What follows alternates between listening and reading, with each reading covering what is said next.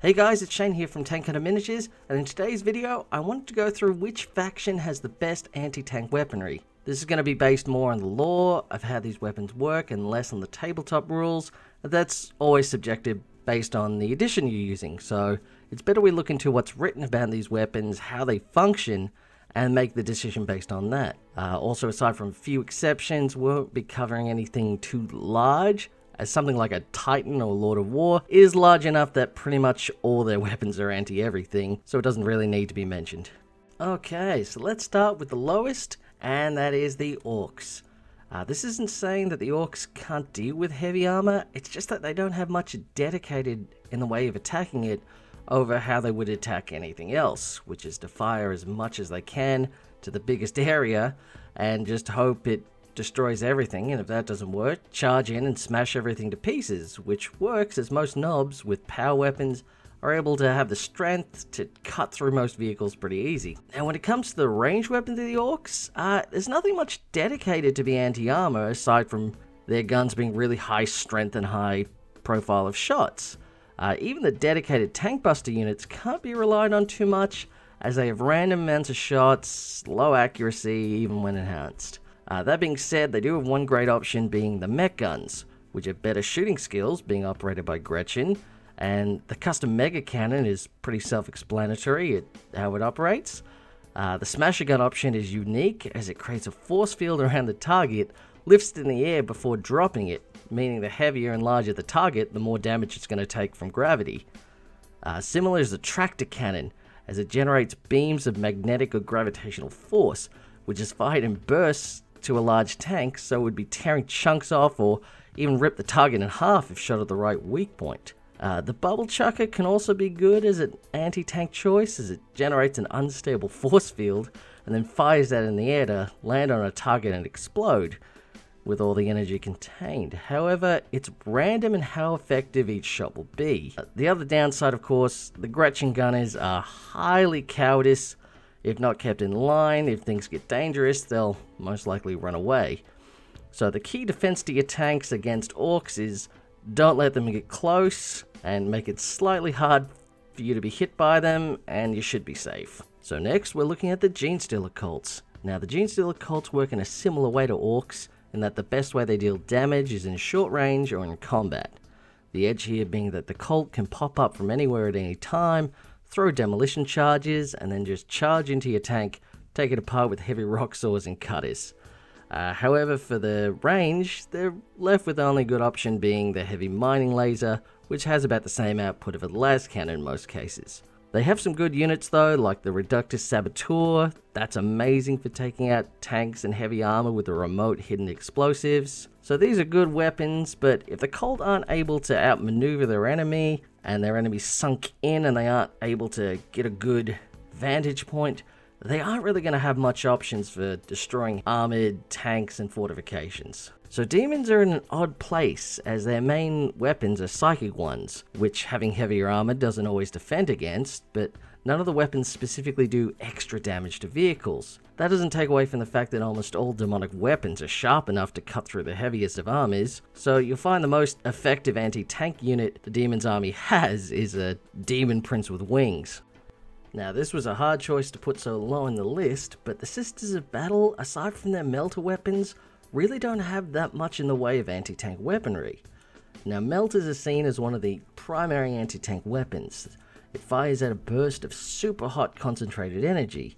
Almost every faction has access to a melter-like weapon, with some being better than others. The Sisters of Battle stand out in this, as almost all their units have access to fielding melter weaponry, so they can have a lot of melters on the battlefield. The downside to this is melter weapons, to be effective, you have to be close up to the tank, which is not a safe idea, especially if it then explodes and you're caught in that explosion.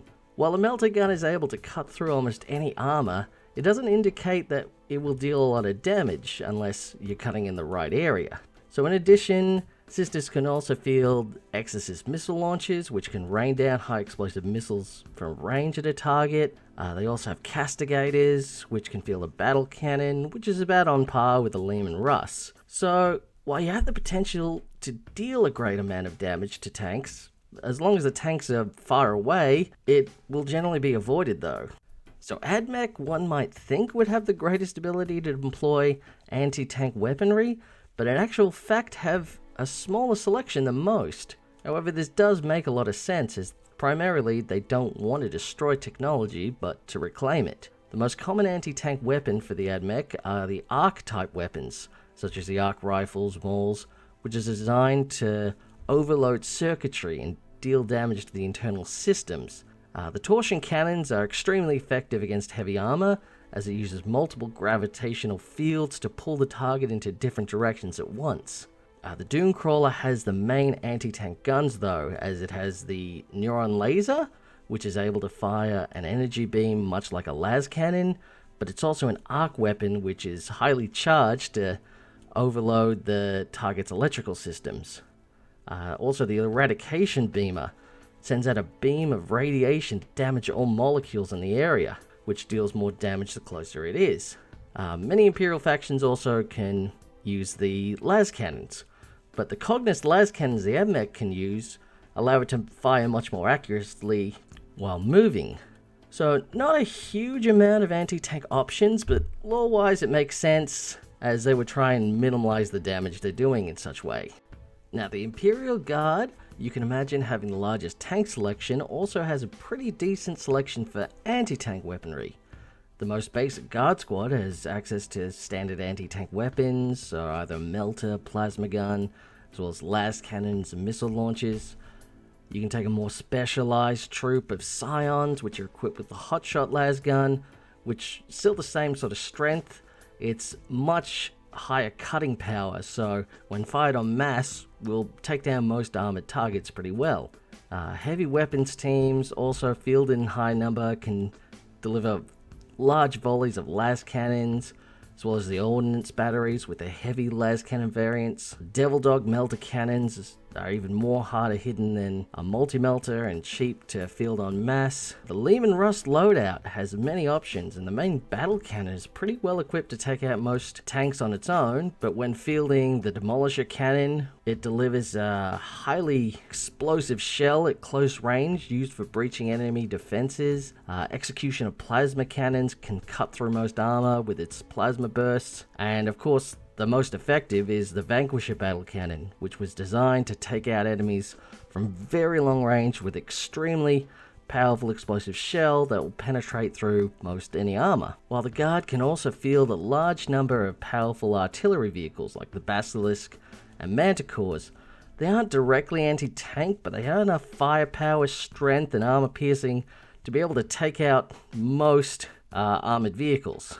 Now, all this still depends on the Guard's ability to hit the targets, however. So normally you see the Guardsmen going up against a much stronger opponent. So while they can still bring mass forces and have access to a lot of specialized weapons, it isn't always guaranteed it's always going to do a lot. Now for Space Marines, we should be able to put Loyalist and Heretic together, as their equipment similar enough for the most part. So both are highly accurate and have the ability to deal anti-tank damage to targets from range and in close combat. Both troops have access to las cannons, melter guns, plasma weapons, and can use them pretty effectively without needing support. Both have the dedicated heavy weapons teams to take the most damaging weapons in great number.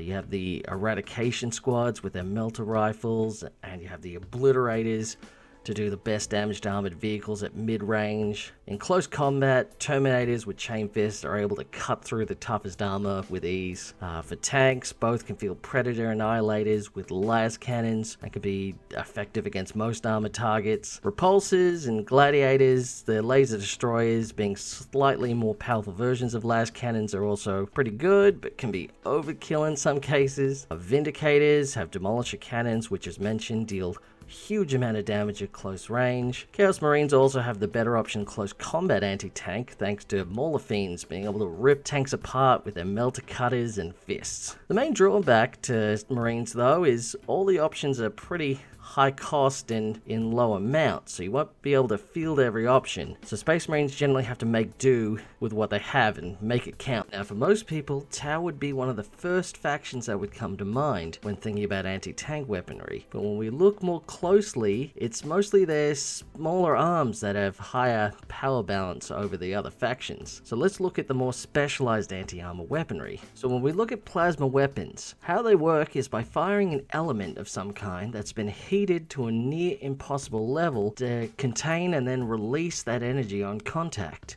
Tau plasma definitely has an edge over most others, as they have made it much more stable and can deal more damage. So the plasma rifle is terrifying to most light and medium tanks. Ion weapons work in a similar way to laser weapons, like the las cannon, but instead of delivering a massive blast of charged energy, the highly charged subatomic particles are fired by an electromagnetic field, which then on contact transfer all the stored energy with devastating effect. This allows for a very long range and a high rate of fire. As you can imagine, armor of any kind cannot hold up long against this kind of force, so ion cannons and accelerators are very much heavy hitters. As for the biggest hitter, you have the rail weapons. These weapons work on the same principles as iron weapons, but fire solid projectiles instead to deal a greater damage profile, in addition to the energy released on contact. Nothing physical can stand up to the kind of force and walk away unharmed. Quick mention, we can include the leagues of Votann in with the Tau, as currently they share the bulk of the same weaponry. Only difference is the Votann are better crafted, but they all function basically the same. So the Tau and Votann have technology of almost physics-breaking level to deliver anti-armor firepower, but accuracy very much depends on the wielder. And while the factions have skilled warriors, there are much more naturally and unnaturally gifted races which can operate either faster or more accurately. Now, Eldar have one of the best ranges of laser weapons of all the factions. Bright Lancers, Dark Lancers, Pulse Lasers. They're all similar to las cannons, but of course in the hands of an Eldar, it makes it so much more deadly as they have much higher accuracy and speed. The same goes for the Eldar missile launchers and Reaper launchers. Now for more unique weaponry, when we look at the Prism Cannon, a huge damage laser cannon that's super accurate and can alter if it's small or large scale blast. Eldar are extremely fast and focused, so it should be able to penetrate most armor. It's also effective in the smaller form, the prismatic cannon for Harlequins, which they can field a lot of and just, come at you at all angles. The other special weapons to Eldar are their vortex weaponry, the most common being the distortion cannon or D cannon. This weapon rips a hole into reality and causes a massive gravitational force to deal damage that can bypass even void shields. The main drawback is it's short range and for the most part compared to other Eldar weaponry, difficult to control and aim. The Wraith Cannon is a similar kind, but designed to be smaller and easy to wield, but no less deadly. Last to mention is the Haywire Cannons, which are designed to not exactly penetrate through heavy armor, but will damage a vehicle directly by overloading its electrical systems, much like the arc weapons, basically burning them all out from the inside. A rarer version of this is the Storm Vortex Projector used by the Dark Eldar, which can also condense the energy into a beam that will cut through heavy armor and deliver the overload of energy. So overall, the Eldar have not only the armory to take out most armored tanks, but also the speed, the tricks, and accuracy. Most armies, bigger, heavier weapons aren't going to be able to compete. Now, for an army that is extremely deadly ranged and melee anti-tank weapons,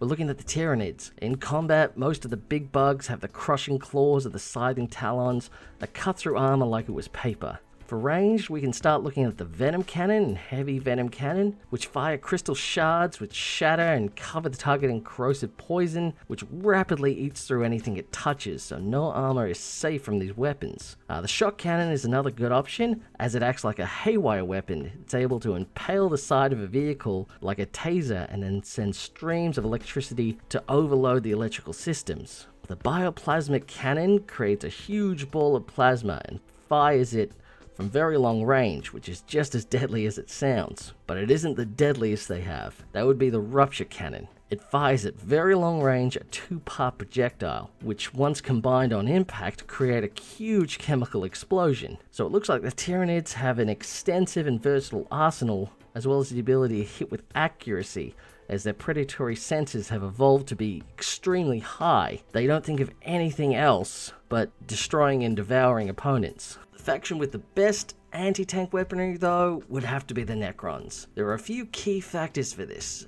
the first being Gore's weaponry. The way Gore's weapons work, such as flares, blasters and cannons, is that they fire a wave of energy that pulls apart the very atoms the target is made of. It doesn't matter what the material is made of or how thick, the more powerful the Gore's weapon, the more physical material will be deconstructed on an atomic level. You'd think that'd be enough, but they have other just as lethal anti-armor weapons that work in different ways, like the Particle Whip, which fires a stream of antimatter particles which have an explosive reaction to physical matter. The Doomsday weapons fire out a blast of energy hotter than even the most advanced plasma weapons. And in combat, they have the War Scythe, which has the ability to phase out of dimension and cut through any material as if it didn't exist. In addition to the weaponry, they also have access to the Catan shards, which have the ability to transform matter to their will and drain energy to absorb into themselves.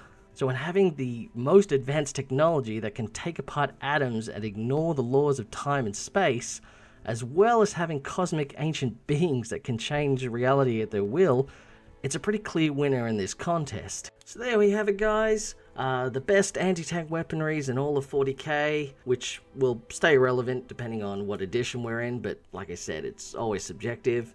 If you've liked the video, please subscribe. I'm really hoping to get to 1,000 subscribers by the end of the year, and I'll talk to you soon.